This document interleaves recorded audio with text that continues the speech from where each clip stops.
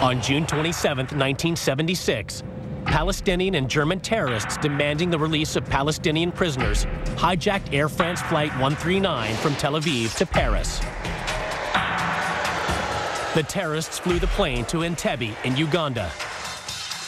Released hostages confirmed that Ugandan leader Idi Amin was colluding with the terrorists.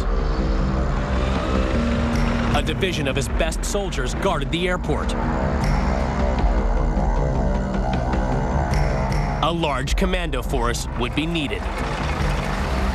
But a large force would make the crucial element of surprise difficult to maintain.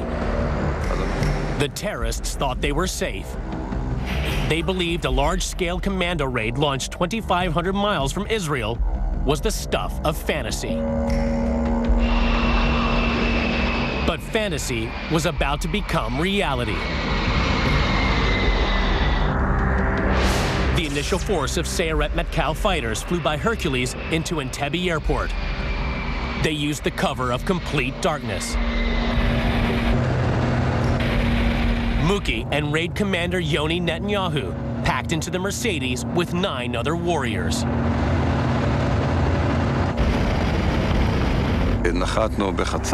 We landed at midnight and immediately unloaded the Mercedes and the 2 Land Rovers. The Mercedes team still had over a mile to travel to the old terminal where the hostages were being held. Things quickly began to go wrong. Halfway to the terminal, the Mercedes encountered a Ugandan guard.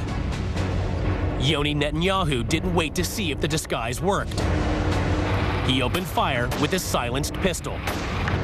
The Ugandan soldier went down. The commandos in the Land Rovers then opened fire with unsilenced Kalashnikovs. At that moment, we lost the element of surprise. We were forced to launch the attack before we had got to our planned positions. We raced into the openings and in seconds we broke into the terminal.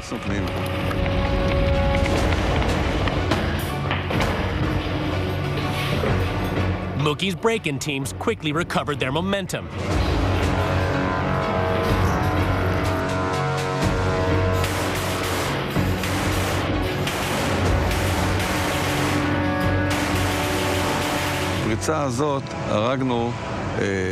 In that break-in, we killed 4 terrorists in the main terminal hall in a matter of seconds. A second team eliminated terrorists in the arrest quarters. All the terrorists were killed. A single hostage was shot. But outside, tragedy had struck. Raid commander Yoni Netanyahu had been hit by fire from the control tower. I went outside and I saw that he was injured severely. A bullet had penetrated here in the chest.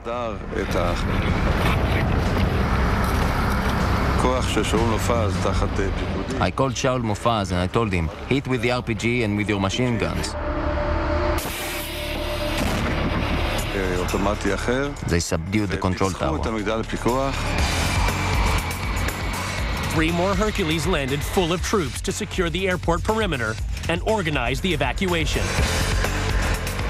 2 more hostages died during the escape.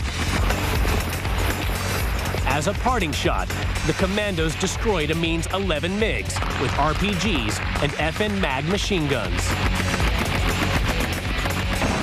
It was a remarkable feat, which is still used as a classic example of what you can achieve if you have really well-trained people with a robust plan who move fast and confuse the enemy. The success of the raid was a spectacular warning to anyone thinking of colluding with terrorists against Israel.